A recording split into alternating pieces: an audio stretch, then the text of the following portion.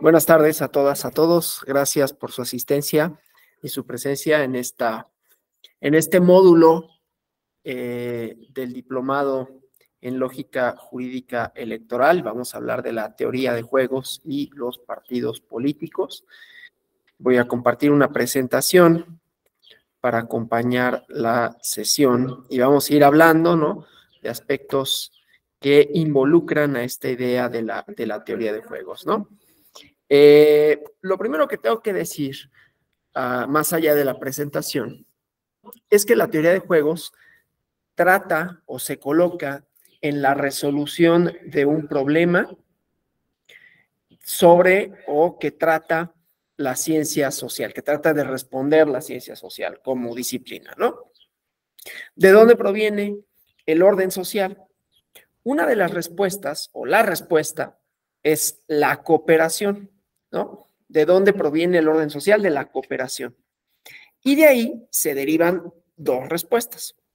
Más que dos, pero vamos a decir que fundamentalmente dos. La cooperación es algo estructural. No depende de la voluntad de las personas. O la voluntad juega poco.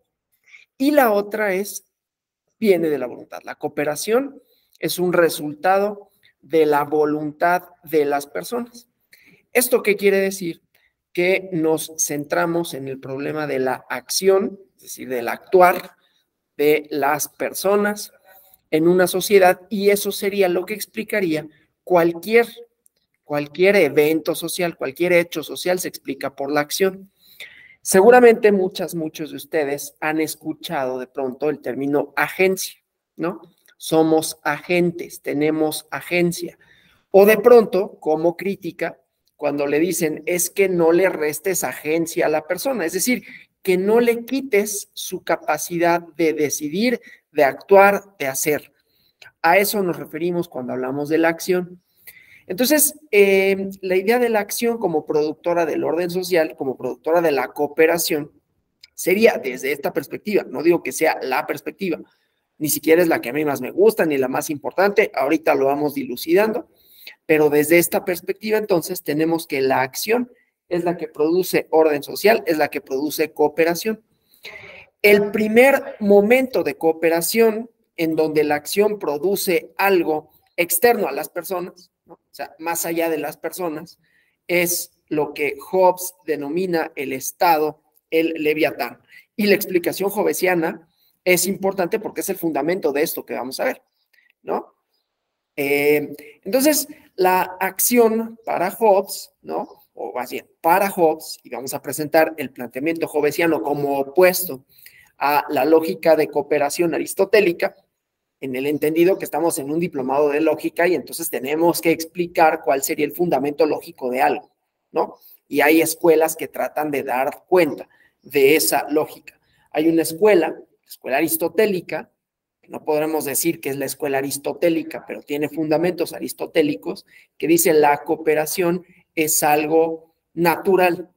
La esencia de ser de las personas es la cooperación, como si se tratara de las abejas, ¿no? Una cosa, digamos, un tanto cuanto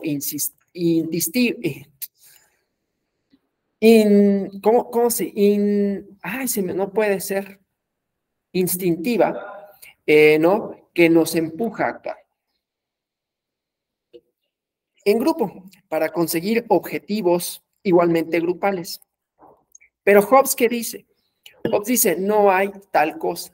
Lo que existe, ¿no?, es la acción de las personas, son las personas en estado de naturaleza, para explicar el porqué del Estado, el porqué de la cooperación, y entonces la lógica de todo lo demás, y de ahí se deriva la teoría de juegos, ¿no? Por eso me interesa fundamentar de dónde viene, qué preguntas responde y a partir de qué premisas.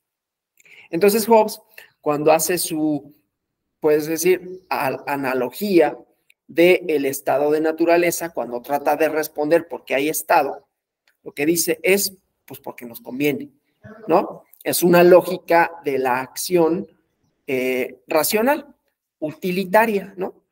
Me conviene, ¿sí? Nos conviene, porque en el estado de naturaleza, ¿no?, lo que había era desorden, o lo que dice él, la guerra de todos contra todos, en donde se imponía en todo caso la ley del más fuerte, pero aún el que fuera el más fuerte, pues tiene pocas posibilidades de imponer su ley para siempre, ¿no? Porque puede llegar otro más fuerte o más listo, o puede llegar un grupo organizado que conquiste. Entonces, la cooperación es conveniente. Racionalmente es así, ¿no? Porque es útil, ¿sí? Desde luego, es un fundamento racional distinto al que veremos mañana cuando veremos la fundamentación de la lógica de los derechos, de los derechos fundamentales, que es otro tipo de racionalidad. Por eso hay que ir viendo, ¿no? De dónde viene el fundamento, la idea de racionalidad. La racionalidad hobbesiana es la razón instrumental. Pero en ello también tenemos una antropología, porque Hobbes dice que las personas somos por naturaleza, no, como sostiene Aristóteles, gregarias, sino egoístas. Maximizamos nuestra utilidad. No lo dice en esos términos, eso después lo dice la economía neoclásica, que retoma la teoría de juegos para explicar un montón de escenarios sociales, ¿no?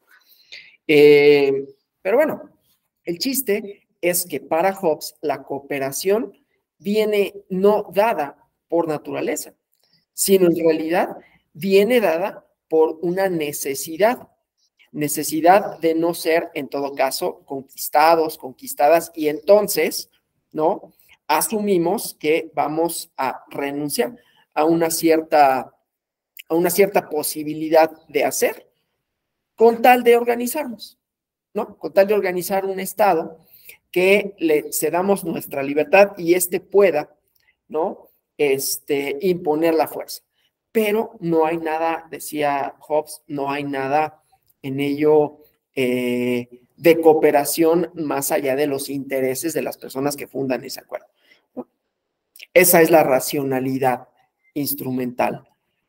Entonces, cualquier otra forma de cooperación, de acuerdo con la teoría de la elección racional, que así se le llama, o en inglés rational choice, seguiría este fundamento. Las personas, primero, el orden social es posible gracias a la cooperación, y la cooperación tiene como fundamento la maximización de intereses, ¿no? La maximización de mi utilidad. Insisto con esto, no quiero decir que eso sea, estoy diciendo que esa es la respuesta que da esta corriente. Después la criticamos, ¿no? Y con ello no quiero decir tampoco que no pueda uno tener su afecto por esa corriente. No es mi caso, pero que le pueda resultar interesante en sus premisas, en sus propuestas, etcétera. Esa es otra cosa, ¿no? Pero bueno, entonces, la teoría de la elección racional parte de un supuesto igualmente antropológico. Así como Hobbes dice, los hombres son egoístas por naturaleza. La teoría de la elección racional, haciendo eco de la escuela hobbesiana, lo que dice efectivamente es que somos maximizadores de nuestra utilidad y por lo tanto permanentemente estamos haciendo cálculos, ¿no? No cálculos matemáticos, pero cálculos de racionalidad, porque se basa en un principio económico de la mayor utilidad al menor costo, ¿no? Relaciones de costo-beneficio. Entonces, para explicar el orden social, para explicar la cooperación, para explicar la agregación de intereses, ¿no? Lo reducen, y lo digo así, lo reducen a esta idea de costo-beneficio. Entonces, nosotros por la vida, vamos haciendo estos cálculos de qué tan factible resulta algo con relación al costo que eso tiene, ¿sí? Bueno, y entonces, con otra de las tantas, bueno, ahorita primero lo expongo y luego critico. Entonces, en la teoría de juegos, ¿no? Analizando esto, dirían, o dicen, la idea es, ¿no? Que en distintos escenarios sociales, lo que vamos a tener es algo así como un juego, en donde hay estrategias, esto del cálculo racional que uno hace para obtener el mejor resultado al menor costo, ¿no? Hay estrategias, pero no nada más hay estrategias, hay jugadores que quizás en determinados escenarios quieren lo mismo, pero hay otros que pueden tener intereses antagónicos, ¿no? Y entonces, ¿qué hacemos con esos intereses antagónicos? ¿O qué hacemos con esos, volviendo a Hobbes, que quieren lo mismo, pero no hay para todos? Porque el principio de cooperación de Hobbes es renunciar a la posibilidad de yo imponer mi ley. ¿Por qué renunciaría a ella? Pues en parte porque me conviene, ¿no? En parte, decía, porque de esa manera me aseguro que no me tenga que estar preocupando por cosas más allá de, o sea, no puedo alcanzar mis intereses, mis fines, ni nada, si no tengo asegurado, por lo menos, el que no vaya a haber alguien que me va a quitar mis cosas, que me va a venir a hacer la guerra, que me va a quitar mi propiedad, lo que sea, ¿no? Que va a conquistar. Entonces, cedemos, sí, voluntariamente, porque nos conviene, ¿sí? Nos conviene, y entonces renunciamos a lo poco. ¿Qué es eso poco? El poder. El poder es para unos cuantos, ¿no? En este caso al Estado. Le correspondería en la fundamentación hobbesiana, ¿no? Porque dice, todos querríamos eso que nos distingue de los demás, ¿sí? Eso que nos hace más importantes, más especiales, pero si todos lo queremos al mismo tiempo, pues vamos a llegar justamente a hacernos la guerra, porque vamos a querer todos eso que no hay para todas y todos, ¿no? Bueno, entonces, en el Rational Choice parten también de esa premisa, ¿no? Parten de esa antropología, de esa definición. Hay un egoísmo innato, ¿no? Y ese egoísmo innato es el que nos lleva a que si solo actuáramos en función a nuestro beneficio, podríamos no obtener el escenario idóneo, ¿sí? No sé si con esto me voy explicando, ¿no? Es la lógica de la fundamentación de la cooperación con base en una acción utilitaria, ¿no? De razón utilitaria, ¿sí? Bueno, entonces, planteado así, los distintos escenarios de cooperación pueden asemejarse, pueden ser semejantes a un juego, decía, ¿no? En donde puede haber intereses contrapuestos, pero además también una noción de que va a haber un ganador, una ganadora, y que ese ganador o ganadora, van a aceptar unas ciertas reglas del juego, ¿sí? Pero por otro lado, buscan eso que solo uno puede tener, que es la victoria. Para ganar necesito estrategias, ¿no? Bueno, entonces, un francés, matemático francés, porque esto va de la mano con la idea matemática, ¿no? De los posibles escenarios, ahorita vemos algunas formulaciones simples, ¿no? Entonces, el matemático francés, Émile Borel, dice el bluff en el póker, ¿no? Ustedes han visto o han jugado o saben o no que el póker es un juego que tiene una cierta disposición, ¿no? En donde las personas tienen unas cartas que les va repartiendo un repartidor, un croupier, ¿no? Y van formando un juego, pero la idea, además de tener una buena mano, que le llaman un buen juego, es que las otras personas piensen que tengo un buen juego y que apuesten o dejen de apostar en función a lo que piensan que yo tengo sin que sepan qué es eso que tengo, ¿sí? Es el famoso bluff, ¿no? Que luego se utiliza para otras cosas, ¿no? Es un blofero, en el lenguaje cotidiano, quiere decir, pues, se quiere presumir, quiere mostrar que tiene cosas y a lo mejor ni siquiera tiene tantas, ¿no? Pero tiene esa necesidad de mostrarse como alguien o como algo, ¿no? Bueno, entonces el bluff sirve para hacer pensar a la otra persona algo y que con base en ese algo que piensa que tengo, decido apostar. A mí se me hace que está blofeando, apuesto. No sé si está blofeando o no, no apuesto. Me retiro y esa persona puede ganar, ¿sí? Entonces, la idea es la estrategia, ¿sí? En función a que hay esta racionalidad, a que hay escenarios en donde hay una especie de competencia por las cosas poquitas y que esa competencia implica ganar, en principio, ¿no? Entonces, dice, podemos asemejar, esto no lo dice Milborg, esto lo que dice la teoría de la elección racional, ¿no? Podemos asemejar varios escenarios sociales a un juego, ¿no? A un juego. Y ver cuáles son mis posibles escenarios, mis posibles resultados, dependiendo no solo de mis circunstancias, sino de las circunstancias de otra persona. Porque en el juego, como elemento central, pues no es nada más, no es el juego solitario, ¿no? sino que hay más competidoras y más competidores, que otra vez quieren lo mismo, que también, ¿no? Calculan, que también tienen estrategias, ¿sí? Bueno, entonces, ¿cuál es la mejor estrategia y de qué manera se puede buscar? Esa es la pregunta, ¿no? Bueno, dicho así, vamos a verlo en una perspectiva de la cooperación, ¿sí?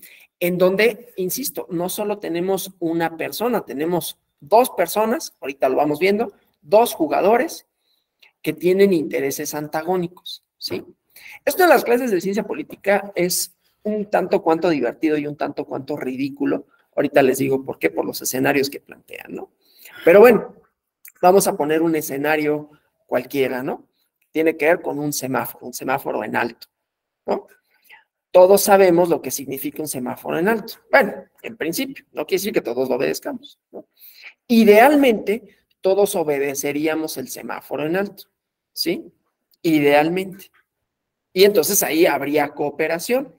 Los coches, cuando están el semáforo en alto, se detienen y el flujo de tráfico atraviesa, las personas se pueden cruzar, ¿no?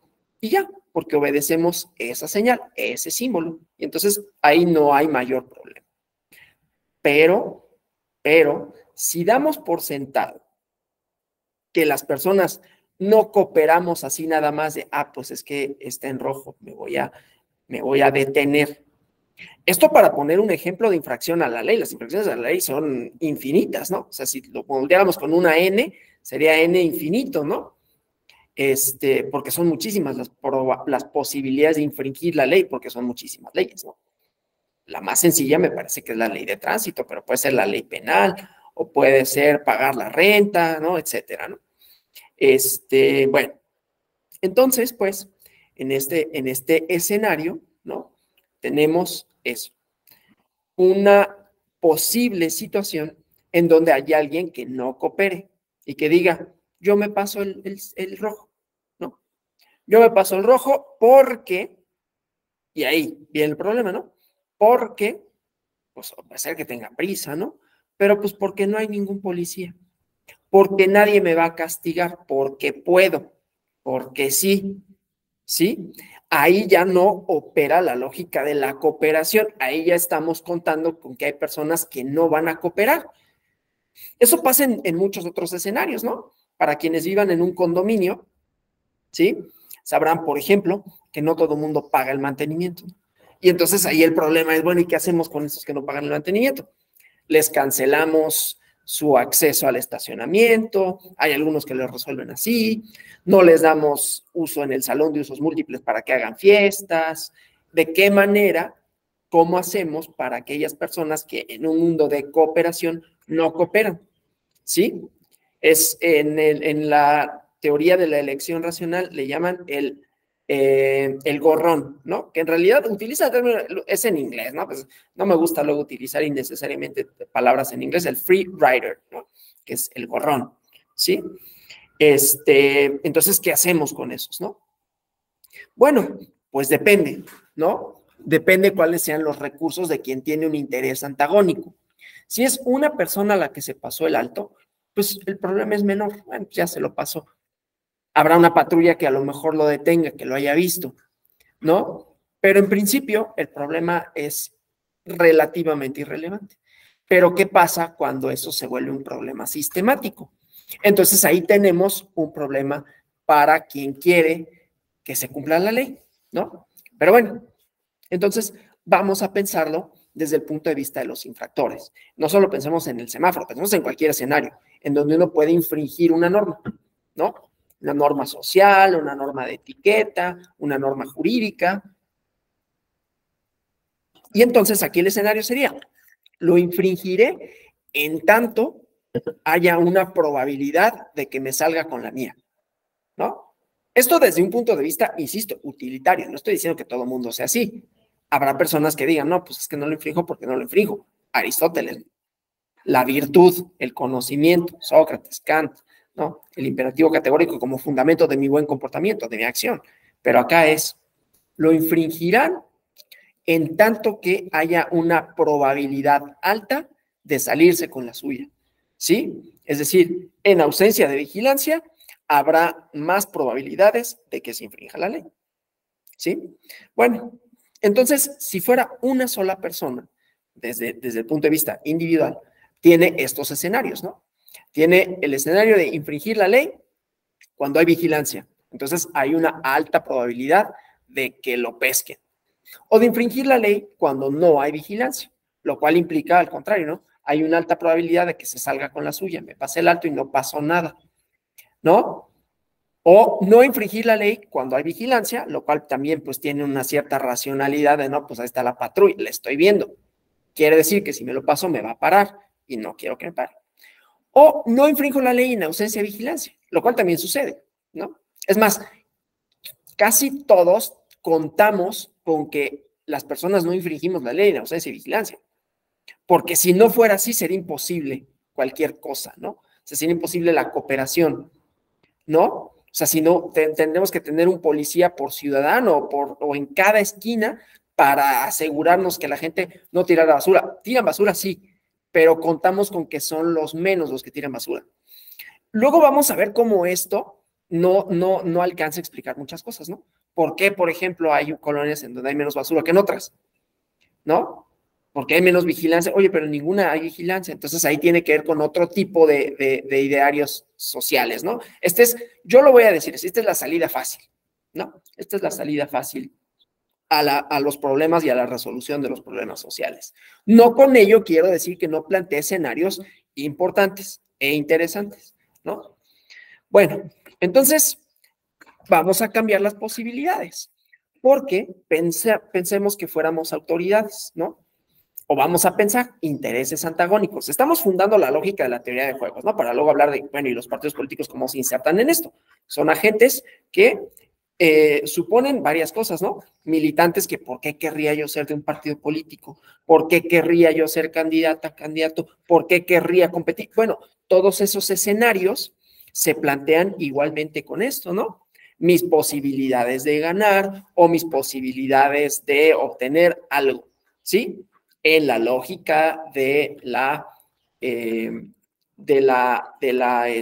utilidad, ¿no? Del utilitarismo. Entonces, somos las autoridades, ¿no? O el infractor, como quiera que sea. Pero hay un problema. Ya no es nada más que, bueno, pues hay unos 2 que 3 que se pasan el alto. Pero la verdad, pues ni modo, ¿no? Siempre vamos a contar con que hay un cierto grado de incumplimiento de la norma. Y que los únicos que podrían en realidad hacer que todos cumplan la norma serían los autoritarios, ¿no? Los fascistas pero como no estamos en un régimen fascista, pues bueno, siempre va a haber un cierto margen de incumplimiento. Y lo que decimos es, pues mientras no haya muchos que incumplan, no pasa nada, ¿no? Piensen en cualquier escenario, ¿no? Llegar temprano al trabajo. Yo me acuerdo en un tribunal, no donde trabajaba, había un bono para quienes llegaban temprano, quienes llegaban a tiempo, lo era entrar a las 8:30. Entonces, si tú llegas a las 8:30 todos los días durante el mes, te daban como 300 pesos, ¿no? Claro, contaban con que la mayoría no lo iba a hacer. Entonces, y la verdad es que la mayoría no lo hacía, ¿no? La mayoría era como, no, pero pues ese es un extra, no me importa, prefiero llegar después a llegar antes y pues 300 pesos, ¿no? Que me servirán para un cine a lo mejor, pero no era irrelevante, ¿no? Pero aquí lo que se quería, bueno, en la medida en que cooperes con la institución vas a tener una respuesta positiva, ¿sí? Bueno, pensemos entonces en cualquier posible escenario en donde haya una autoridad que igualmente tiene un principio de escasez. No solo pensemos que las personas queremos que todo nos salga más barato, suponiendo que eso quisiéramos. Estoy diciendo que eso queramos, estoy diciendo que este es el supuesto, ¿no? Quiero que me salga más barata mi renta, quiero que me salga más barato llegar a trabajar, quiero que me salga, o sea, más barato no solo en términos económicos de dinero, ¿no? Sino pues hacer menos tiempo. ¿Sí? ¿Por qué elegiste vivir? Pues porque me queda cerca del trabajo. Entonces, así me tardo 10 minutos en llegar, ¿no? En vez de 1 hora. Entonces, prefiero tal cosa, ¿no? ¿Por qué prefieres ir en automóvil? Y así sucesivamente, ¿no? Porque es más seguro o lo que sea, ¿sí? Porque es más cómodo. Entonces, hay distintas motivaciones, pero todas tienen que ver con el cálculo, la posibilidad de que sea más conveniente, si quieren, para no decir barato, porque lo barato se puede entender como restrictivo, ¿no? Más conveniente para una persona. Entonces, la autoridad también tiene un principio de escasez. No tengo suficientes policías de tránsito, no tengo suficientes autoridades como para que busquen en todos lados el cumplimiento de la norma, ¿no? Entonces, pues, ¿qué vamos a hacer? Pues vamos a distribuirlos de manera tal que pues a veces sí y a veces no. Y entonces los infractores no sepan, ¿no? No sabes en qué momento, ¿de dónde llegó la patrulla, no? Ni la vi y ahí estaba. Pero es muy probable que la mayor parte de las veces no esté. Pero la autoridad va a contar con que es que como nunca sabe si va a estar o no, prefiere cooperar, ¿sí? Para la autoridad, entonces, y aquí ya tenemos, ¿no? Dos jugadores, ¿sí? El jugador A, que puede decir, infrinjo la ley, y la autoridad, que sería el jugador B, pero el jugador A, que sería la persona, el infractor, que puede infringir o no la ley, y la autoridad que dice, vigilo o no vigilo. Y los dos están haciendo un cálculo de expectativas, ¿no? De qué tan útil me resulta vigilar eso en función de la expectativa que yo tengo de que van a cumplir o no. ¿Qué tanto necesitaría vigilar? ¿Sí? La cosa se complica y resulta interesante cuando pensamos, por ejemplo, ¿no? En definir un problema social, cualquiera que este sea. ¿Por qué estas me encantan, no? Y habla de los principios de escasez y las decisiones luego no muy racionales de la autoridad, aunque tienen otros efectos, ¿no? Estos operativos que hacen a los transporte público, ¿no? Porque es que hay muchos asaltos, o no, vamos a poner otro. Los operativos que hacen en algunas colonias por los franeleros, ¿no? Más allá de que luego se ponen de acuerdo, pero de repente llega un alcalde o llega una autoridad y dice, tenemos un gran problema con los franeleros. Entonces ya no va a haber más franeleros, ¿no? Y llega un operativo policíaco, ¿no? Y los quitan. Pero la verdad es que a largo plazo eso es insostenible, porque los policías tienen otras cosas que hacer. O vas a distraer tus policías todos los días para que estén apostados en un cuadrante de 8 a 8 de la noche para que vigilen que no haya franeleros. Pues no. Entonces, pues lo que vas a hacer es que pues vigilas un día, ya, qué bonito, ya, y al otro día van a estar otra vez ahí. Y luego va a llegar otra vez el operativo. Y entonces se dan otro tipo de situaciones que no contempla este modelo. Porque este modelo lo único que dice es, en ausencia de vigilancia hay mayor probabilidad de que haya infracción. Y entonces la autoridad tiene que decir si vigila o no vigila en función a la expectativa que tenga que van a cumplir o no. ¿Sí? Entonces, estos son todos los escenarios, ¿no? Pero la realidad es que ninguno de los dos se beneficiaría. Por ejemplo, el escenario peor para ambos sería coopero y vigilo. Ahí tengo al poli, ¿no? Y tengo al policía y resulta que cooperan. Entonces, ¿para qué lo tengo? Si lo quito, ¿van a cooperar o no van a cooperar? Entonces, por eso digo, ¿no? El mejor escenario para la autoridad sería que no vigilo y que todos cumplan.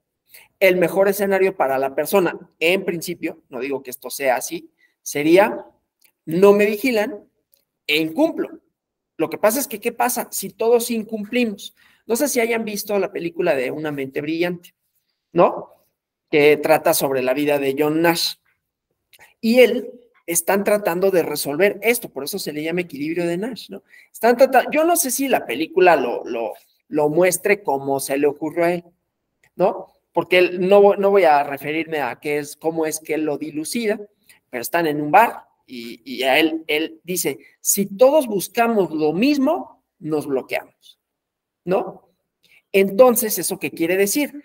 Si todos dejamos de cooperar, vamos a plantear el peor escenario posible para todos. O sea, si todos nos pasamos el alto, va a ser esto caótico.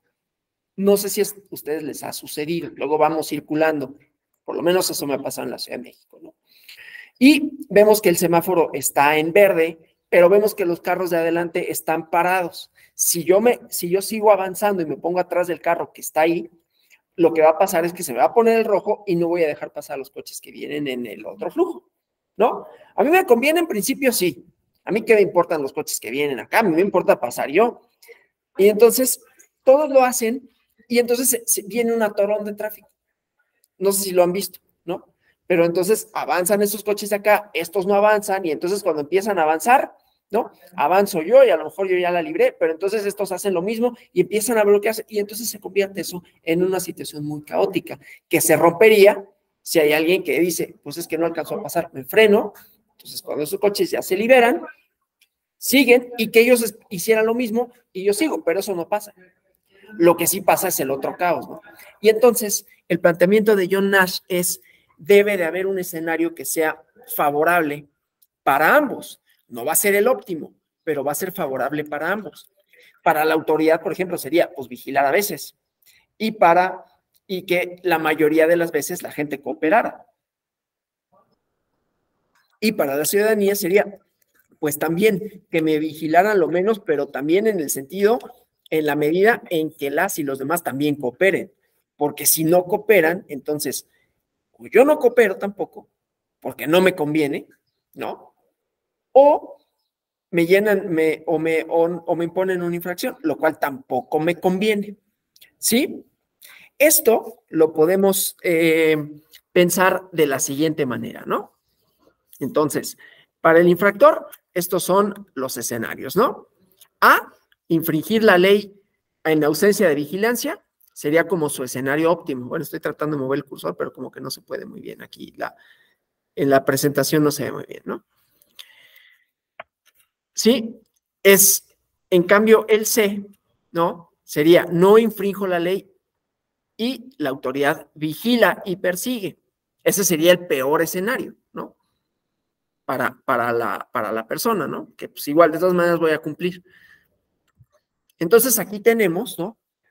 Entonces el equilibrio de Nash es una combinación de estrategias, decisiones para el infractor potencial y para la autoridad, en donde ninguno busca cambiar su estrategia unilateralmente, es decir, ninguno tiene motivaciones para dejar de cooperar, ¿sí? La autoridad dice, vigilo a veces y con eso me aseguro de que la mayor parte del tiempo cooperen. Entonces, el incumplimiento en ese sentido va a ser marginal. No hay, pues, ningún par de estrategias conjuntas en donde los jugadores respeten siempre, ¿no? Entonces, en estrategias puras, no hay equilibrio, ¿no? O sea, si yo busco lo que yo quiero, difícilmente vamos a encontrar equilibrio porque va a ser antagónico con otro interés, ¿sí? ¿Sí? Vamos, hasta aquí vamos bien con los planteamientos. Bueno, entonces, la siguiente es las expectativas de jugadores, conste que decimos así, jugadoras y jugadores racionales en una situación. Una probabilidad sobre sus estrategias puras, ¿no? Hay una cierta probabilidad menor a 1 de que las personas infrinjan la ley, porque si fuera, entonces va a ser todos, ¿no? Y la autoridad vigila que no se cometa también con cierta posibilidad menor a 1, ¿sí?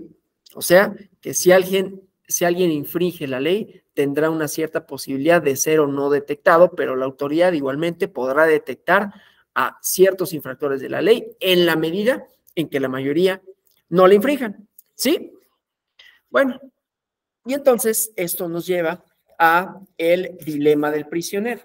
No sé si alguno de ustedes haya escuchado alguna vez esta idea del dilema del prisionero, pero es justamente jugadores en una situación de estrategias mixtas.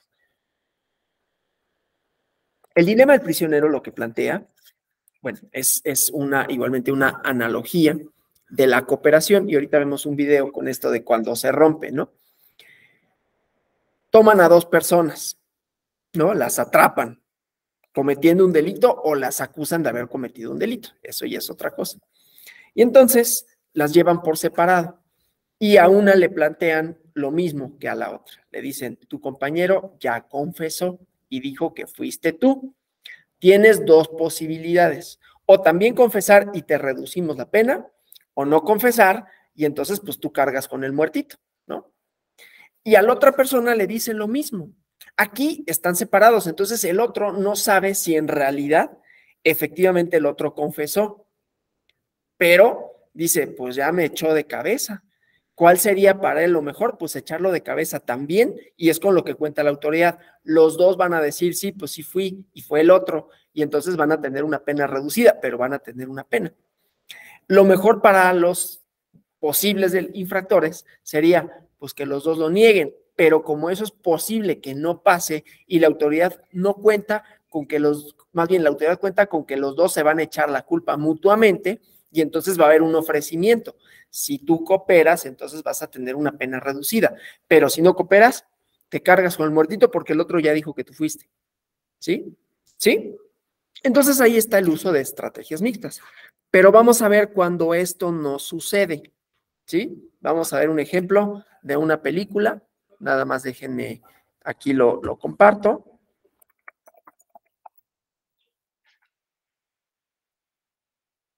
Y denme oportunidad nada más de compartirlo, ¿no?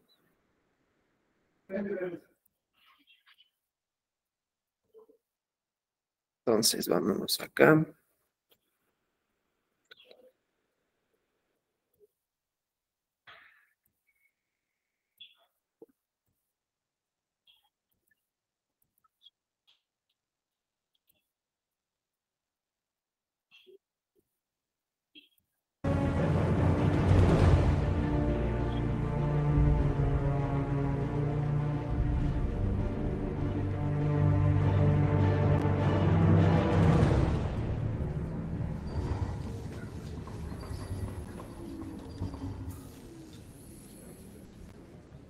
Señor, detuvieron las máquinas.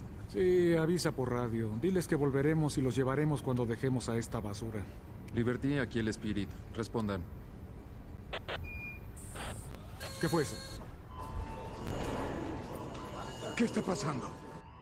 Liberty, respondan. Aquí el Spirit. Cambio. Sí, aquí el Liberty. ¿Qué sucede? Cambio. Liberty, nos pasó lo mismo. Perdimos ambas máquinas. Liberty, informe su situación. Fox, algo sucede en los ferries. Baja al cuarto de máquinas ahora. Oye, ¿qué pasa?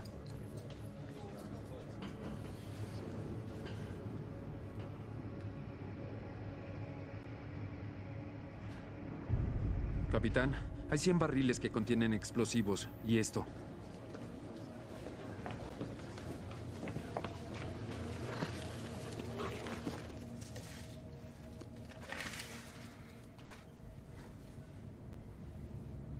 No puede ser. Parece una especie de detonador. ¿Por qué nos dejarían el detonador de una bomba a bordo? Esta noche serán parte de un experimento social. Con la magia del diésel y el nitrato de amonio, estoy listo para hacerlos volar hasta las nubes. Liberty, responde a cambio. Se cortó. Si alguien intenta subir a los botes, todos morirán. Lo estoy ubicando. Cada uno tiene un control remoto para detonar el otro barco. A medianoche los voy a hacer explotar. Sin embargo, si alguien presiona el botón, los de ese barco vivirán. Entonces, ¿quién se atreverá? ¿La colección de los más buscados de Harvey Dent o los dulces e inocentes civiles? Ustedes eligen. Oh, y deben decidir pronto, porque la gente del otro barco tal vez no sea tan noble.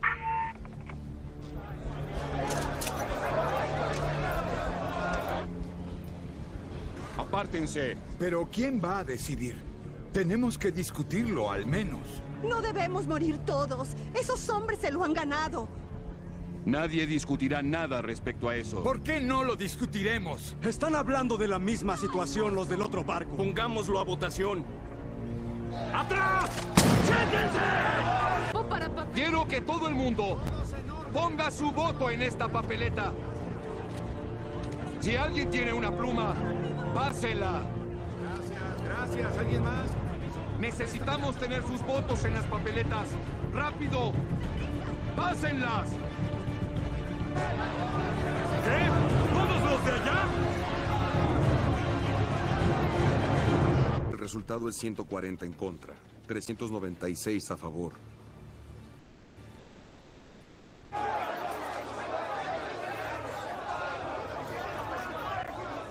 No tarden. Háganlo. seguimos aquí, significa que ellos no han decidido matarnos.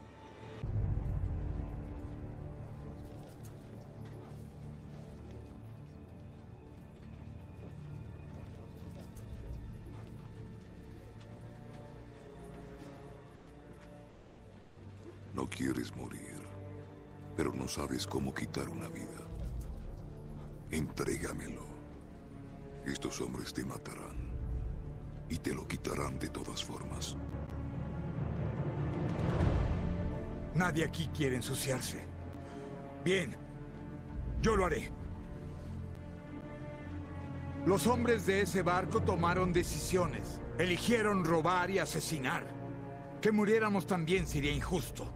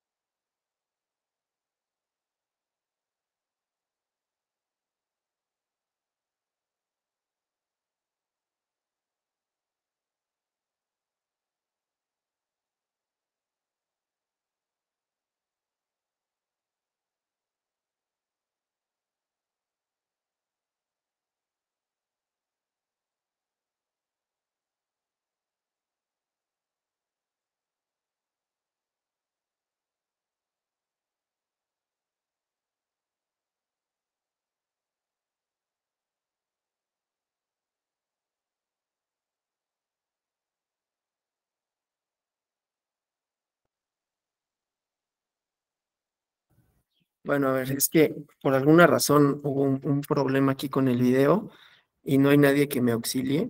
Entonces, bueno, no sé, es que tendría que haber alguien, pero no hay nadie. Bueno, ¿cuál era? Es que me interesaba que vieran el final, que seguramente ya lo han visto o ya lo conocen, que es que uno de los malos tira el control de la borda, ¿no? Y el Guasón, que era el que contaba con que alguno de los dos no iba a cooperar con el otro. ¿Por qué? Porque había un estigma, ¿no? Son los delincuentes, son los ladrones, así como este cuate, cuando agarra el control, él está a punto de picar el botón, pero no se atreve, ¿no? ¿Por qué? Porque muchas veces hay otra cosa que queda en medio, la moral. Es decir, en ciertos escenarios, no basta con la racionalidad para explicar la lógica de la cooperación o la falta de cooperación, porque también hay elementos morales que trascienden, ¿no? Trascienden la lógica de cooperar o no cooperar únicamente basados en el egoísmo, ¿sí? Aquí él estaba contando, el Guasón, el malo, estaba contando con que era suficiente decirle a la gente buena, a la gente inocente, que había estas personas y que tenían que tomar la decisión, o los matan ustedes o ellos los van a matar. ¿Y cómo no los van a matar si son los malos, ¿no? Es lógico. Ese es el dilema del prisionero. Bueno, ¿a qué viene a colación todo esto con los partidos políticos? Pues que los partidos políticos, vamos a pensarlo, ¿no? Son, bueno, a ver, vamos por partes, ¿no? La democracia ha sido definida en últimos tiempos, bien y mal definida, como las reglas del juego, ¿sí? No es casualidad. Muchas de las personas, muchos de los académicos, de los titulares de ciertas instituciones, se educaron en los Estados Unidos en los tiempos en que esto comenzó a ser la hegemonía académica, ¿no? A partir de los años 80, finales de los años 80, principios de los 90, y no es casualidad, triunfan los Estados Unidos en la Guerra Fría, y entonces su modelo cultural también resulta ganador, ¿no? Modelo cultural quiere decir significados, ideas, ¿no? Esta idea de la democracia liberal con sus instituciones. Y ya anteriormente, un académico llamado Anthony Downs había definido la democracia como las reglas del juego, en donde lo que tenemos son participantes que buscan ganar una elección y lo harán de conformidad con ciertas reglas. Lo importante es tener reglas de autoridades que procuren que esas reglas se cumplan. En el entendido que no siempre van a cumplir, es más, en el entendido que no cumplirían, de no ser porque hubiera autoridades. En la medida en que las autoridades apliquen más castigos, refuercen más la idea de la norma, no habrá infracciones y a la inversa, ¿no? Bueno, entonces, desde esta perspectiva, los partidos políticos son jugadores en el escenario democrático, en el juego democrático, ¿no? ¿Y qué buscan? Pues esencialmente ganar. Ganar la elección. Insisto, es una escuela norteamericana, influyente, que da por sentado que así son las cosas. No demos por sentado que así son. Solo estoy presentando cuáles son los planteamientos. No estoy presentándolo como si fuera la realidad, ¿no? Ya ahorita les recomendaré alguna bibliografía crítica de esta perspectiva, porque a mí me interesa sobre todo no naturalizarlo, ¿no? No pensar que así es y que entonces pues somos todos una bola o de cínicos porque no lo aceptamos o de racionales porque pues ni modo que no fuéramos de esa manera, ¿no? Ni modo que no fuera así la naturaleza humana, ¿no? Bueno, entonces pues los partidos políticos buscan supuestamente, según este modelo, ganar contiendas electorales. Pero los partidos políticos son un agregado de personas, ¿no? Son asociaciones ciudadanas y entonces hay una primera cuestión a resolver en términos de estos planteamientos de, bueno, pero primero que nada, ¿por qué se formaría un partido político? ¿Para qué? ¿No? Y hay unos que van a decir, pues para ganar el poder. Quienes lo forman tienen una expectativa, ser candidatas, candidatos, ¿no? En algún momento, es decir, obtener una ganancia. Otra vez, no digo que así sea, estoy diciendo que esa es la respuesta que da esta perspectiva, ¿no? Obtener una ganancia. Pensemos, por ejemplo, en 1995-96, en la crisis económica en México, que se formó, creo que inclusive es anterior, que se formó este movimiento que se llamaba el Barzón, no sé si ustedes lo conozcan, pero que era cuestiones relativas a la vivienda, creo que es anterior a los 90, ¿no? Que es de los 90, ¿verdad? 90, 96, 96, no, pero tiene, o sea, existe, pero se forma en los años 90, por ahí. Y este movimiento, el Barzón, se convirtió también fue una parte que alimentó a un cierto partido político, no voy a decir cuál, ¿no?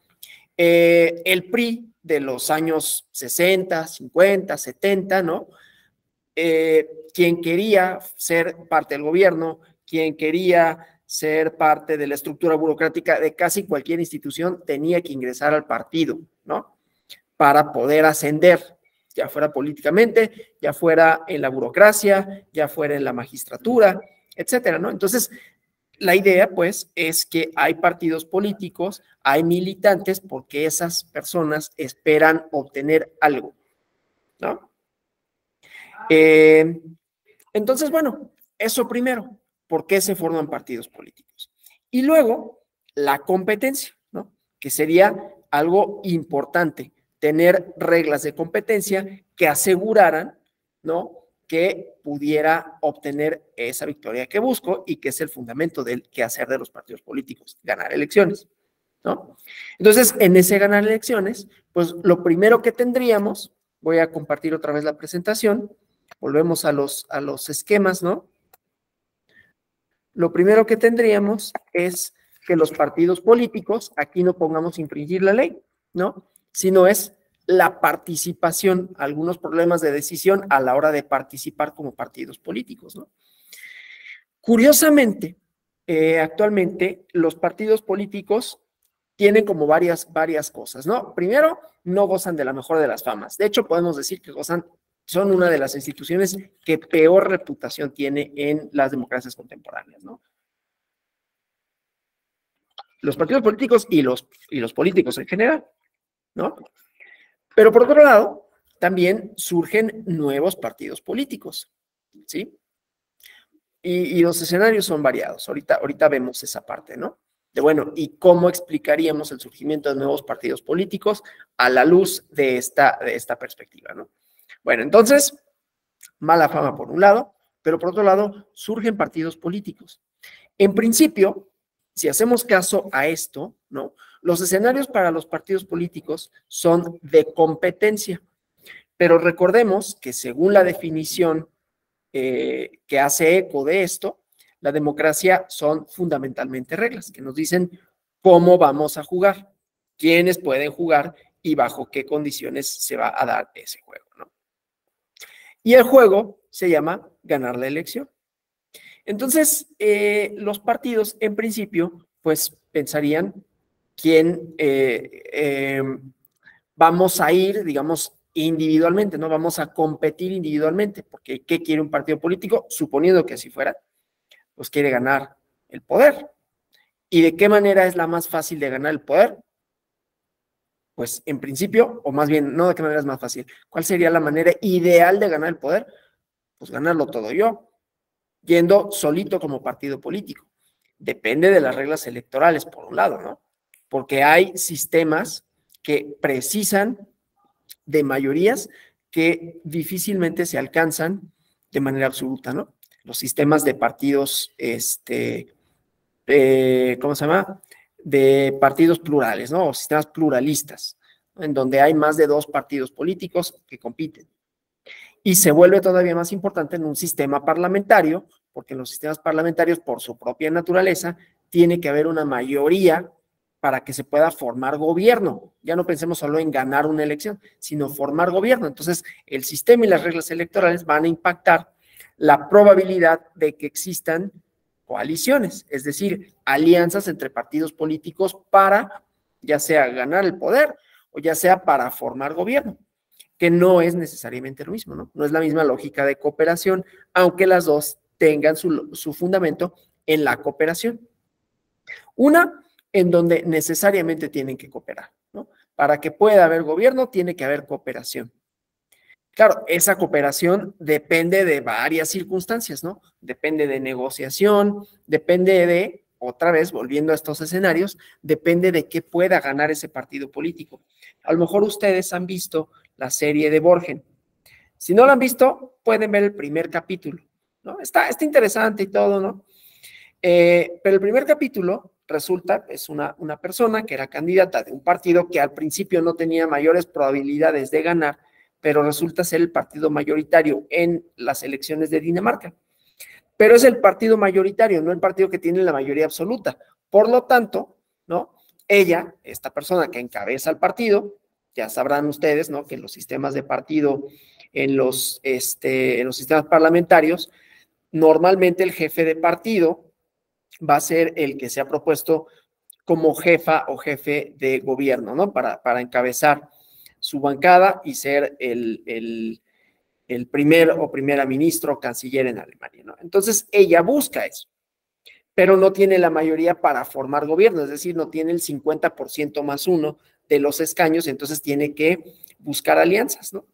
Y en esa búsqueda de alianzas, pues hay negociación. Primero hay unos que le dicen, no, pero tú porque quieres ser primera ministra, o sea, que seas la más votada, no quiere decir que la tengas toda contigo. ¿Qué me vas a dar a mí para que yo coopere? ¿Sí? Pero esa es una ficción.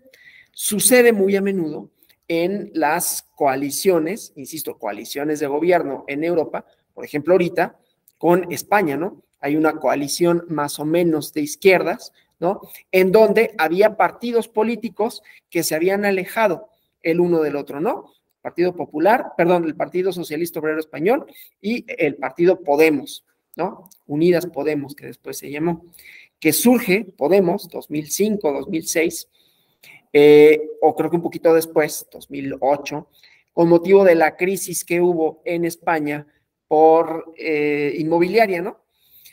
Los desahucios y esto, y entonces Podemos le reclamaba al Partido Socialista Obrero Español haber perdido la identidad de izquierda, ¿no? Dice, ustedes se aliaron con el Partido Popular, vino esta política de desahucios, de recorte al gasto público, y nosotros desde una perspectiva ideológica vamos a representar verdaderamente a ese sector popular, ¿no? Y le disputaron bien el poder durante un tiempo, hasta que, pues la verdad es que se desinflaron mucho, ¿no? El chiste es que pasados los años, Podemos se estabilizó dentro del sistema de partidos. No fue el gran partido de izquierda que desplazó al PSOE, pero sí un partido que tenía un rendimiento electoral interesante. Y entonces, en 2000, que fue 18, 17, inclusive antes, llega una posibilidad de formar gobierno con el líder del Partido Socialista Obrero Español, al que habían rechazado, ¿no? Pero con el que no había una gran distancia ideológica, Pedro Sánchez, y entonces forman una coalición que ha tenido una cierta consistencia ideológica, a eso voy, ¿no? En donde los intereses no son tan antagónicos, buscan más o menos lo mismo que se habían separado, pero esencialmente buscan lo mismo. No todas las alianzas de gobierno, no todas las coaliciones de gobierno son así, ¿no? Por eso vemos la lógica, la cooperación tiene distintas posibilidades. Puede ser moral para cooperar o para dejar de cooperar, ¿no? O sea, en el escenario que vimos de la película de Batman, ¿no? Era para cooperar, para no quitarle la vida a las otras personas en la idea de que ellos tampoco lo van a hacer, ¿sí? En la idea de que hay una cierta moral, aún con los delincuentes y aún que la sociedad, porque ya no se vio, pero tanto unos como otros, así como uno dice, ellos ya delinquieron y claro, son los criminales, ni modo, son ellos o nosotros, pero el otro lado dicen, ¿tú crees que ellos que van a ver por la vida de nosotros que somos una bola de criminales? ¿No?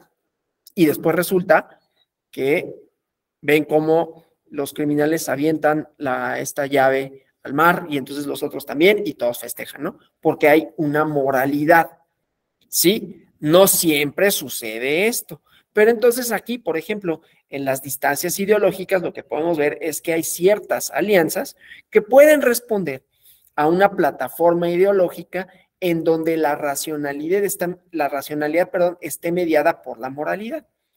Pero hay otros escenarios, en cambio, en donde no sucede así y no tendría por qué suceder así. Y entonces vemos, por ejemplo, en Italia, ¿no? Gobiernos, ahorita hay una coalición de derecha, pero anteriormente había habido coaliciones, pues, que en realidad ni siquiera eran producto de las elecciones, ¿no? Sino que se rompía una coalición, se formaba otra, formaban un gobierno muy inestable, venía otro primer ministro y luego otro, ¿no? En 2017 tenían a Mario Conte, luego fue la segunda, perdón, no Mario Conte, Giuseppe Conte, luego otra vez Giuseppe Conte, y luego Mario Draghi, por alianzas, ¿no? Pero que estas alianzas eran inestables porque estaban formadas por un montón de partidos que nada tenían que ver entre sí. De tal manera que entonces vemos escenarios en donde los partidos van a cooperar o no van a cooperar, no solo en función a la ideología, no solo en función al programa de gobierno, sino en función a quiénes son los que tenemos enfrente, ¿sí? Por ejemplo, en el caso del PSOE y Podemos, pues es que si nosotros no nos coaligamos, podemos enfrentar una coalición de derechas. Entonces, ¿qué resulta más económicamente hablando, más racional?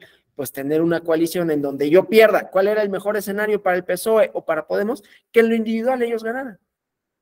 Dado que eso no se podía, entonces se coaligan, pero con un elemento ahí de moralidad, ¿no? Hay una cierta afinidad ideológica que puede mantener unida esa coalición. En el caso de Italia, normalmente lo que pasa es que al no haber esa identidad, ¿no? Pues se rompen, porque hay pocos motivos para cooperar, otros que, pues, te doy una secretaría, que ya le llaman ministerios, ¿no? El Ministerio de Ecología o el Ministerio de Salud, ¿no? Claro, cada uno tiene un peso distinto, ¿no? Y entonces todos los partidos van a buscar su mayor rédito y si no lo obtienen, entonces se rompe la coalición. En México también tenemos un régimen de coaliciones, pero es de coaliciones electorales, que más bien tiene que ver con la competencia, ¿sí? Es decir, con el rendimiento electoral, no tanto para formar gobierno. Para formar gobierno, el partido del presidente de la República no necesita la mayoría. Le conviene tenerla, pero no la necesita para gobernar, ¿no? Sí, para llevar a cabo ciertas agendas legislativas, es importante porque pues así se aprueba el presupuesto, etcétera, ¿no?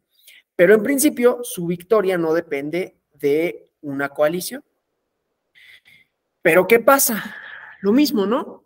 Vemos que al mismo tiempo que los partidos políticos gozan de poca buena fama, por decirlo de alguna manera más o menos amable, y que cada vez hay más partidos políticos, hay nuevos partidos políticos, nuevas agrupaciones que le van disputando el espacio, el lugar que tenían los partidos tradicionales, por decirlo de alguna manera, ¿sí? Y que hace sentido para la población. Ahorita vemos esas partes de comportamiento electoral añadido a esto de la racionalidad y de los propios partidos políticos y las campañas, ¿no? Esto tiene como varias posibles manifestaciones. Entonces, los partidos políticos en México, pues decía, en principio, lo más conveniente para ellos es tener el poder sin necesidad de hacer coaliciones. Pero resulta que bajo determinadas circunstancias podría ser más favorable ir en coalición que ir solo. No para todos, no quiere decir que esa sea la única explicación posible de las coaliciones. Es una explicación desde el punto de vista de la lógica de la cooperación en la acción racional, de la racionalidad instrumental, ¿no? De la teoría de juegos. Sería más conveniente que los partidos fuera cada uno en lo individual, pero cada uno en lo individual producir efectos de atomizan el voto, o si hubiera un partido fuerte, les gana, como la idea del estado de naturaleza de Hobbes, ¿no? Llega uno más fuerte y conquista a los que estaban desorganizados. Y entonces, aquí tenemos varios escenarios posibles para la formación de alianzas electorales, ¿no? Puede haber alianzas que tengan que ver con una ideología igualmente, ¿no? Elementos más allá de lo puro utilitario. Pero puede haber alianzas que no, y que sí a lo que respondan sea quizás a la posibilidad, ¿no? De tener mayores probabilidades de ganar. O, dada la magnitud, y esto es algo un poco lo que sucede en México, ¿no?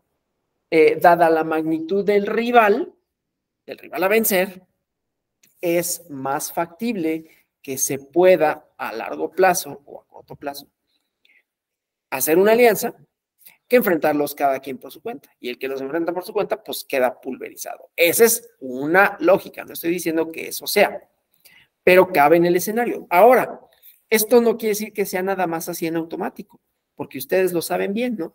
Las alianzas tienen sus pros y sus contras. Entonces, en el cálculo tiene que estar también, a ver, aliados, vamos a tener un mayor rédito electoral. Pero ¿vamos a ganar o no vamos a ganar? Nuestras probabilidades de ganar aumentan o disminuyen.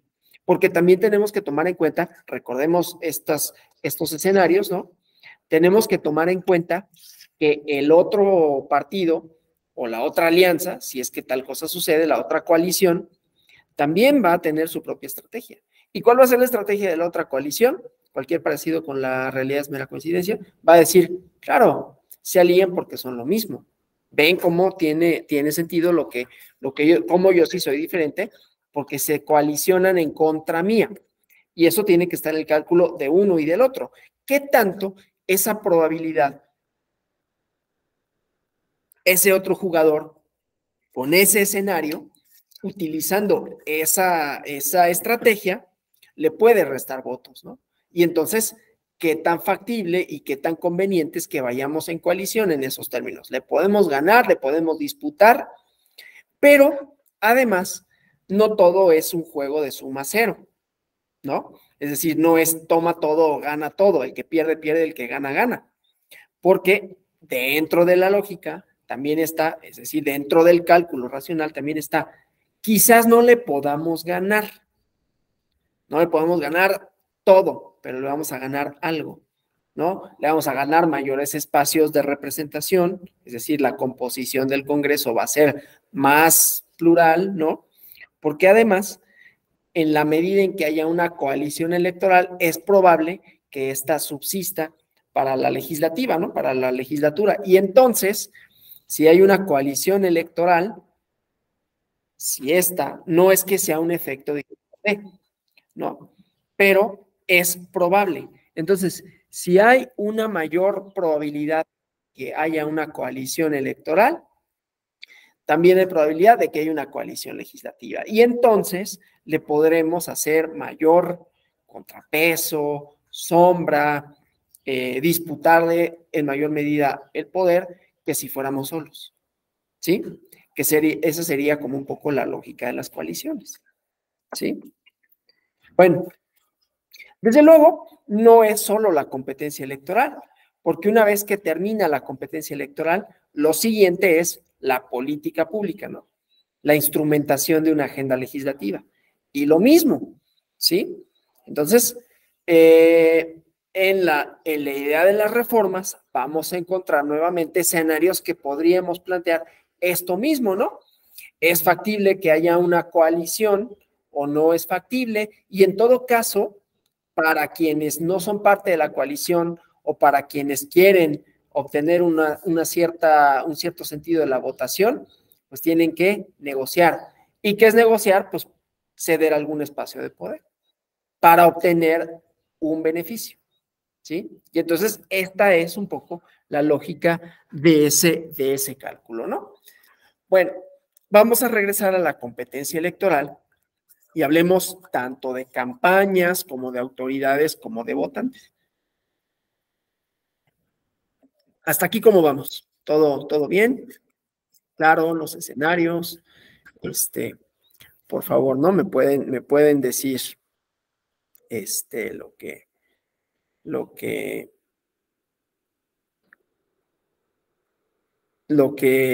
que consideren, ¿no? Inclusive si ya se aburrieron, lo que sea.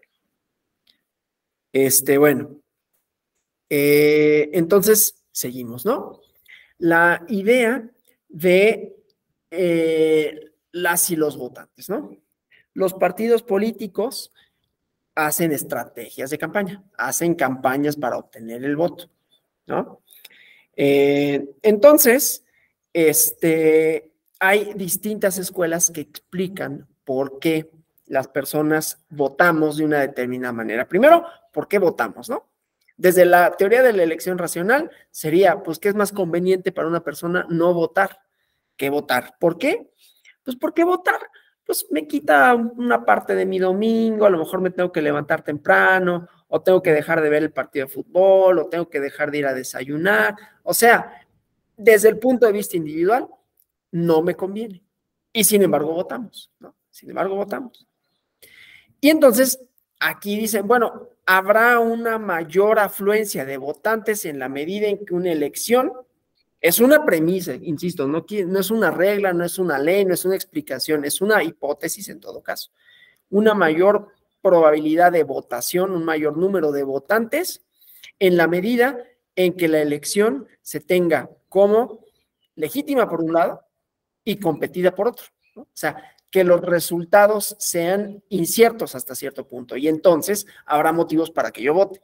No, pues es que si no voto, aunque mi voto sea marginal, pero cada voto cuenta, ¿no? Y entonces es importante salir a votar. Y eso está en las estrategias o estaría en las estrategias de campaña, ¿no? Es ahí donde tiene sentido hablar desde esta lógica. No estoy diciendo otra vez, no es la explicación de por qué pasan cosas.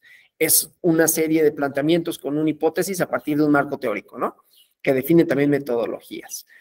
Entonces sería, bueno, tiene sentido votar en la medida en que pensemos, uno, quizás que nuestros intereses están representados y por lo tanto, ¿sí? Que yo voy a obtener algo de ese partido político que triunfe, ¿no? Y entonces ahí la estrategia es la expectativa de cambio o la expectativa de continuidad, según se trate, la evaluación del gobierno de que se hacen. Todas y todos ustedes habrán escuchado la idea del voto de castigo, ¿no? Otra vez, tomando en consideración que las personas, que las y los electores, hacemos esto, una evaluación de los escenarios, pero que también, ¿no?, castigamos o premiamos a los partidos políticos, a los gobiernos, en función a su desempeño, y hacemos este cálculo, lo cual quiere decir también que no hay una identidad partidista, que no hay una identificación, o que muchas personas, porque tampoco es que sea tan absoluto, ¿no?, que muchas personas no tienen una identificación con los partidos. Es decir, que las ideologías pasan a segundo término, según este planteamiento, ¿no? Entonces, las y los votantes, es la teoría del votante medio, ¿no? No es que tengan un compromiso ideológico, es que buscan tener una mayor rendimiento de su gobierno y entonces sus intereses electorales fluctuarán de conformidad con la evaluación que hagan del gobierno en que se trata, ¿no? Si están conformes, tenderán a darle el respaldo, y si están inconformes, tenderán a votar en contra. Y entonces, las campañas políticas pueden estar mediadas, no digo determinadas, pero mediadas por eso, ¿no? Continuamos con esta transformación o continuamos con esta, eso se oyó a un partido político, fue totalmente sin querer, o busquemos cambiar ¿no?, ese engaño que fue, lo que sea, ¿no? Entonces, eso va configurando también la lógica del quehacer de las campañas. Pero resulta que tenemos, por otro lado, autoridades que van a limitar, ¿no? Limitar gastos de campaña, limitar tiempos, ¿no? Limitar discursos, o sea, no puedes decir lo que sea, no todo el mundo puede decir las cosas, y hay tiempos en los que hay tiempos en los que hay sujetos que no pueden decir, ¿no? Los gobiernos están limitados a hacer propaganda en tiempos electorales, por ejemplo, ¿no? Y otra vez, el problema con la eficacia de la norma, ¿no?, será qué tanto se cumplan las sanciones y qué tipo de sanciones haya. Hace poquito, hablando del régimen sancionador, una persona puso el dedo en la llaga, ¿no? Y entonces ya vamos a empezar con la crítica a todos estos planteamientos. Puso el dedo en la llaga y lo estoy casi citando.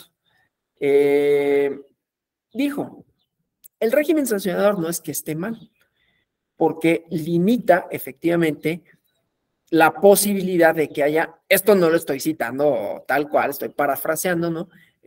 La posibilidad de que haya intervenciones indebidas en las campañas, ¿no? Sea, y él se refería sobre todo a los discursos de odio, sea por la inclusión o la falta de esta, porque él pertenecía a un grupo vulnerable, ¿no? Y entonces decía, bueno, pero el régimen sancionador tiene un problema. Tiene varios, pero tiene uno, que las sanciones son económicas, en su mayoría.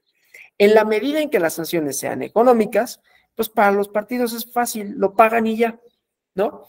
Es más costoso, en todo caso, perder la elección que pagar una multa una vez que soy gobierno. Entonces, pues digo lo que sea, hago lo que sea y gano, y ya cuando gano me preocupo por pagar, ¿no? Entonces, ahí hay un problema de diseño. No es culpa del Tribunal Electoral que pone las sanciones, pues son las sanciones las que están en la ley. Esos vienen de la legislación y los legisladores forman parte de los partidos políticos, y entonces ahí pensaríamos, tendrían pocos motivos para cambiar ese esquema que les resulta muy favorable, ¿no? En donde, bueno, pues múltame, ¿qué importa, no? Claro, hay de multas a multas, pero en principio la multa como tal no hace que la conducta cambie, ¿no? Es decir, necesitamos de un elemento ético. Por un lado, jugadores que se comporten mejor. En primero tendríamos que dejarlos de pensar como jugadores, pero eso es otra cosa, ¿no? Bueno, eso en cuanto al régimen sancionador. Ahora, los partidos políticos, ¿qué son? Concepto de partido político. Entonces, nos habíamos acostumbrado a la idea, o nos hemos acostumbrado a la idea, porque esto se reproduce casi en cualquier clase de ciencia política, que los partidos políticos son esto, jugadores, que a los partidos políticos no les interesa mucho la ideología, que los partidos políticos buscan ganar elecciones y que por lo tanto son, como seríamos en principio todas y todos nosotros, maximizadores de su utilidad. Y su utilidad radica en ganar elecciones. Y nada de raro tiene eso, ¿no? insisto, una teoría política que se configuró en los Estados Unidos y que pues es la teoría política dominante, no por ello la que mejor explique ni la que explique la realidad como tal, aunque los politólogos, muchos de ellos, sí piensen que están explicando la realidad. No, bueno.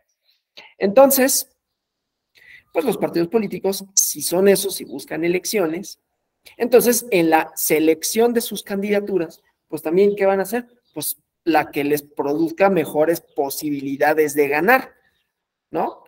¿Y qué me da más posibilidades de ganar? Pues un candidato que sea conocido, que tenga este determinado perfil. Pero resulta, ¿no?, que los partidos políticos no son solo eso. Los partidos políticos son mediadores entre la sociedad y los cargos de representación y de gobierno. Por lo tanto, tienen que estar limitados en esa racionalidad. Es decir, si bien es cierto que buscan la competencia electoral y que por lo tanto nuestro sistema electoral procura que haya reglas de competencia para que sean lo más equitativas posibles, ¿no?, que no haya interferencias indebidas, que no haya factores externos o indebidos a la hora de formar voluntad colectiva, ¿no? Por eso se limita el acceso a radio y televisión, a los tiempos oficiales, y no se puede ya contratar acceso a radio y televisión por nuestra propia conflictividad y por ahí, por sucesos, ¿no?, que han marcado como el camino de nuestra legislación, pero procurar condiciones de equidad, porque la contienda y la posibilidad de que ésta exista es uno de los fundamentos del quehacer democrático, ¿no? Si no hubiera competencia, no habría democracia. Eso es desde luego una regla, ¿no? La regla de la democracia. Por lo menos de la democracia como la conocemos, ¿no? Y entonces tiene que haber reglas para que aseguren esas condiciones de competencia, para que sea equitativa y que sean condiciones más o menos iguales. No son completamente iguales, ¿no?, pero son más o menos iguales. Bueno, entonces, pues, resulta que no nada más es la competencia, sino la representación. Y la representación no nada más es la idea de los liberales, ¿no?, de la pluralidad de ideas, ¿no?, de, yo puedo decir una cosa y el otro puede decir otra, y estamos en un plano de igualdad, sino la representación de la pluralidad social. Y hay distintos colectivos, ¿no?, distintas formas sociales, distintas maneras de entender a la persona en lo individual y en lo colectivo.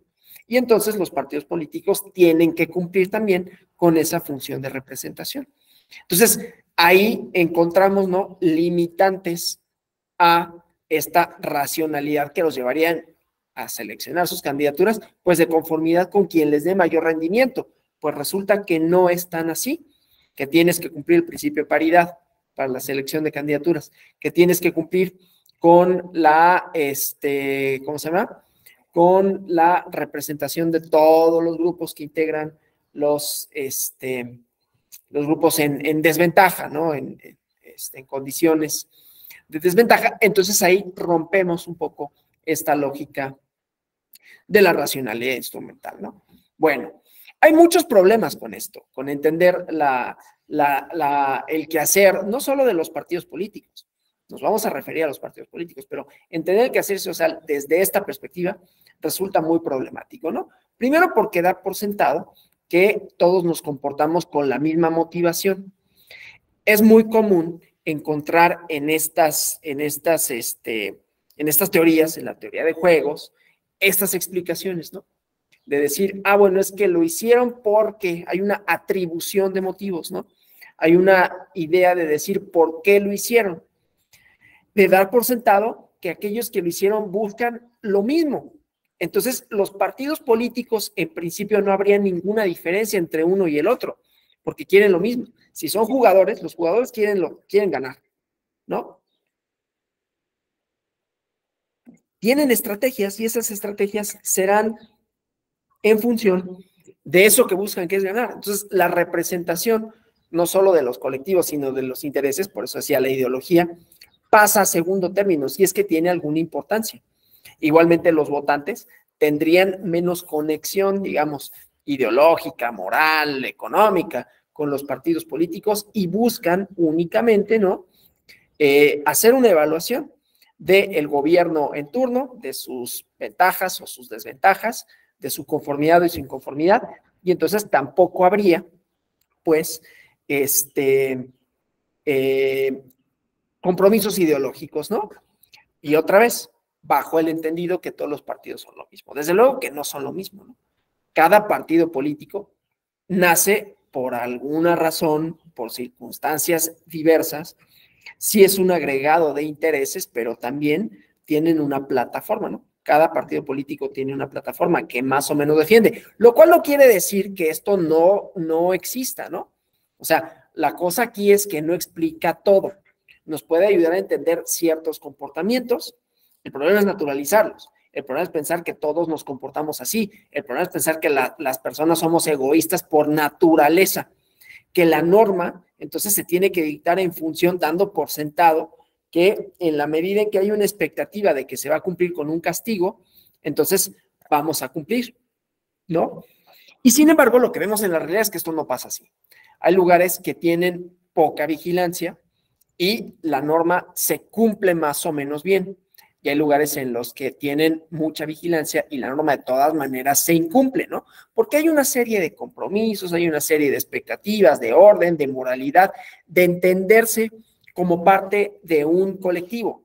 En la medida en que las personas no se entiendan como parte de un colectivo, entonces habrá mayores motivos para no tener en ese espacio que se comparte algo más que pues un medio sin mayor relevancia, ¿no?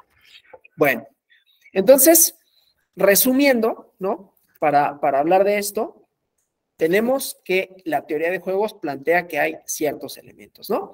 Con estas restricciones teóricas y conceptuales que no podemos pensar que es así. Estamos diciendo cómo fundamenta el quehacer de los partidos políticos en su existir, en su competencia, en su selección de candidaturas, en sus propuestas de campaña, en su política de alianzas y en su actuar en la esfera legislativa, ¿sí? A partir de la premisa de la racionalidad instrumental, que insisto, no es que solo sea esta, ¿no? Pero bueno, entonces están los jugadores, que serían los partidos políticos, ¿no? Las estrategias, dependiendo del escenario, dependiendo de las reglas, vamos a ver distintas estrategias y las preferencias de las combinaciones, ¿no? ¿Qué estrategia me resulta más adecuada para determinados fines, para selección de candidaturas, para coaligarme o no, para la campaña política, ¿no? Y entonces, aquí es cuando vemos los posibles escenarios, ¿no? Apoyar o dejar de apoyar a una candidatura, formar una coalición, votar una determinada reforma legislativa o los recursos, ¿no? Los recursos, el dinero, ¿sí? En qué se gastan las campañas, cómo se gastan, y cómo eso también va a comunicar una serie de cosas, ¿no? Bueno, entonces decía, hay varios problemas en naturalizar esto, ¿no? En pensar que así son las relaciones sociales. Un académico del derecho, porque esto tiene sus ramificaciones en todos lados, ¿no? En el derecho está el análisis económico del derecho, y entonces pasa lo mismo, ¿no? ¿Qué tan probable es que una determinada resolución suceda de conformidad con el escenario? ¿Qué tan conveniente es para una juzgadora, un juzgador, ¿no? Resolver en este sentido o en este otro? ¿O qué tan probable es que una persona, nosotros, hagamos determinada cosa, ¿no? Otra vez volvemos al problema de la infracción de la ley en función a los escenarios, ¿no? Y entonces ahí es donde viene, por ejemplo, la idea de que pues hay que aumentar los castigos, hay que aumentar la pena de prisión, por ejemplo, ¿no? Como si ese fuera el resultado lógico, en la medida en que haya mayor pena de prisión o la expectativa de que se cumpla. No tanto es que haya prisión o que deje de haberla, ¿no? Sino de que la persona, el delincuente, piense que puede ser o no castigado. En la medida en que piense que no va a ser castigado, entonces va a haber mayor criminalidad. Como si solo dependiera de eso, es a lo que voy, ¿no? Como si solo, o sea, todos seríamos entonces criminales en potencia, y sin embargo no somos, ¿no? Y sin embargo la criminalidad tiene otras motivaciones que no son únicamente la ausencia de castigo, porque entonces, ¿qué me impediría a mí cometer un crimen, no? Viene, insisto, el elemento moral. No todas las personas en el Rational Choice rechazan esta parte del elemento moral. De hecho, los libros más interesantes que se escriben son los de John Elster, que sí habla de la acción moral kantiana, ¿no? En donde los valores son los que orientan cierto otro tipo de acción, sin que deje de eso ser racional utilitario, ¿no? Porque yo me construyo un nombre, ¿no? Esa persona es honesta, esa persona sigue la norma, ¿no? Pero insisto, aquí, entonces, pensaría que todas las sociedades, lo cual es erróneo, desde luego, ¿no? Que todas las sociedades son iguales, ¿no? Que la humanidad busca lo mismo porque esa es su naturaleza, la no cooperación, y que solo coopera porque le conviene, ¿no? Que no hay diferencias entonces en los entornos sociales, que no muestran diferencias. Y entonces que las soluciones son las mismas y que los escenarios se pueden moldear así, como si se tratara de juegos. Yo dije por ahí hace ratito que era ridículo de pronto como lo planteaban en clases de ciencia política. En la maestría tuve y en el doctorado tuve, ¿no? Y te dicen, no, pues es como cuando con tu novia negocias si van a ir al cine o qué película ven o si van a cenar, y entonces tú tienes la posibilidad de decir, bueno, pues yo quisiera ir al cine, pero si vamos al cine, entonces ella no quiere porque quiere ir a cenar, y ella quiere ir a cenar, no quiere ir al cine, entonces ¿cómo compaginamos ese encuentro, no? Es una cosa ridícula, porque realmente esos escenarios, ya no solo esos escenarios en donde hubiera un posible antagonismo entre lo que yo quiero y lo que la otra persona quiere, no tiene que ver necesariamente con el cálculo de, no, pues es que si no se va a enojar, o la otra vez ella fue y luego yo fui, pero resuelven el problema de cooperación, siempre a partir de esos escenarios, ¿no? Y como si la democracia, lo cual para mí es un gran problema, como si la democracia pudiera reducirse justamente a un juego en donde lo que importa es la competencia y no la construcción, en todo caso, ¿no?, de plataformas políticas vinculadas con intereses, vinculadas con representación, vinculadas con política, más allá del mero hecho de querer ganar a toda costa, ¿no? El problema no es que lo planteen, el problema es que lo dan por hecho que así es, ¿no? Entonces, si les interesa más crítica de esto, les recomiendo el texto de Fernando Escalante Gonzalvo, que se supone que es Ciencia, Reflexiones sobre la Nueva Economía, y él lo dice como es, ¿no? Porque es una sociología de esto. Fueron planes académicos diseñados por quienes pensaban en las sociedades liberales en donde el mercado tendría que ser el centro de la decisión, porque la lógica es esa, ¿no? Nos comportamos como si estuviéramos en un mercado donde lo que quiero es tener lo mejor al menor costo, ¿sí? Con mis restricciones, desde luego. Mis restricciones, ¿cuáles son? Pues son económicas, no en términos estrictos, ¿no? No es de que tenga o no tenga dinero, sino tengo o no tengo los recursos para acceder a ese determinado bien. Y entonces, en la medida de eso, decidiré y configuraré mis estrategias, como si todo fuera, insisto, en nuestra vida social, en nuestro comportamiento, llevado a cabo de conformidad con estrategias, ¿no? Entonces, pero bueno, cómo se impuso en los planes académicos, lo cuenta este libro. Y hay otro, hay muchos, ¿no? Pero hay otro que también es interesante, que se llama La ilusión occidental de la naturaleza humana. Ese libro comienza con una crítica, es decir, con un análisis a por qué Hobbes pensó en la guerra de todos contra todos. Y dice, curiosamente, Hobbes fue traductor de Tucídides, que escribió la historia de la guerra de Peloponeso, y hay una batalla en la que Tucídides se espanta, ¿no? La guerra de Esparta y Atenas, ¿no? Se espanta de la crueldad que ve, y entonces empieza a definir esto como la naturaleza del hombre. Era la guerra, era pelear, y eso le permite a Hobbes idear la idea del todos contra todos, ¿no? Porque, insisto, habiendo traducido a Tucídides, y Tucídides habiendo establecido esto como una característica de la naturaleza humana, entonces le permite hacer su analogía de la guerra de todos contra todos, ¿no? Entonces, ese libro, La ilusión occidental de la naturaleza humana, hace un rastreo de dónde viene esta idea, ¿no? ¿Por qué se fundamenta y por qué lo naturalizamos? Y lo aprendemos como si así fuera. porque el sentido común contemporáneo está hecho de manera tal que si yo les hubiera, sin las críticas, yo les hubiera dicho, los partidos políticos son esto, nosotros somos personas racionales que actúan para obtener su beneficio, lo más probable es que la mayoría de las personas hubieran dicho, sí, claro, ¿no? Cuando uno lo plantea sin los matices necesarios, lo que obtenemos es, claro, pues es que la humanidad es la humanidad, ¿no? Así somos, cosa que no es así, ¿no? Hay cultura de por medio, hay símbolos, hay ritos, hay ideas, inclusive históricamente los partidos políticos no siempre han respondido a esto, ¿no? Ha habido partidos políticos, y es la idea, por ejemplo, de los partidos políticos de masas, la idea de ciertos otros partidos políticos que buscan, sí, una cierta representación, sí, una cierta conquista del poder, pero que saben que están chocando con pared y que sin embargo dan la pelea, ¿no? Insisto, entonces no es nada más la mera finalidad electoral, sino que hay otro tipo de finalidades en los partidos políticos y otro tipo de fundamentos en nuestro actuar social, ¿no? Ahí, cuidado con las atribuciones de racionalidad, como esto de lo hace porque, pues quiere mejorar su rendimiento, quiere mejorar tal cosa, ¿no? Busca prestigio, quiere que lo nombren de esta manera y siempre poniéndole atribuciones en donde el centro es el egoísmo, ¿no?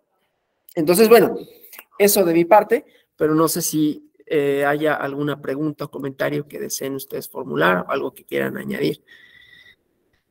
Sí, adelante, Jorge Antonio. Bueno, todo esto me recuerda a un libro, no sé si usted lo ha leído, se llama De animales a dioses, de Yuval Noah Harari. Y me recordó mucho que él dice que la cooperación es lo que nos empezó a diferenciar de los animales, pero sobre todo porque todos tenemos una idea en común, o sea, y sobre todo dijo esto de la religión, ¿no? Por ejemplo, que fue el principal motor para que todos empezáramos a cooperar, aunque fuéramos unos completos extraños, y que finalmente, o sea, aunque la gente no siempre estuviera de acuerdo o su propia moral como que les dijera, oye, espérate, no estoy de acuerdo con esto, se iban a guiar más por sus creencias o por el chismorreo, mejor dicho, para trabajar con los demás y poder construir mejores sociedades y cosas todavía más grandes, ¿verdad? Para poder protegerse y todo esto. Y sería una principal diferencia de cómo nosotros, a diferencia de los animales, cooperamos mejor y somos más comunicativos y alcanzamos mejor las cosas, ¿verdad? Y tenemos estos sistemas tan complejos que hoy en día estamos estudiando. Gracias. Gracias. Sí, inclusive esa es una fundamentación moral de la cooperación, ¿no? La idea religiosa, la idea de los ritos, la idea de establecer como significados comunes. Fíjese, Durkheim, Emil Durkheim, el sociólogo, uno de los fundadores de la sociología, justamente él, cuando aborda el tema de la cooperación, no lo ve desde el punto de vista del contrato social como el producto previo de un estado de naturaleza al que renuncian voluntariamente los hombres para obtener, y las mujeres pues, pero para obtener un beneficio, sino como producto de la confluencia de una cultura, símbolos, significados, ideas, ¿no? Y la primera manifestación justamente social que él considera que hubo son sociedades religiosas, justamente, ¿no? Y que no religiosas en los términos cristianos, como los entendemos, ¿no? Sino los ritos al sol, los ritos al día, a la luz, ¿no? A las cosechas que se van haciendo y que permiten este proceso, digamos, cooperativo y civilizatorio, ¿no? A partir luego de una serie de ritos que le dan significado a esa cultura, ¿no?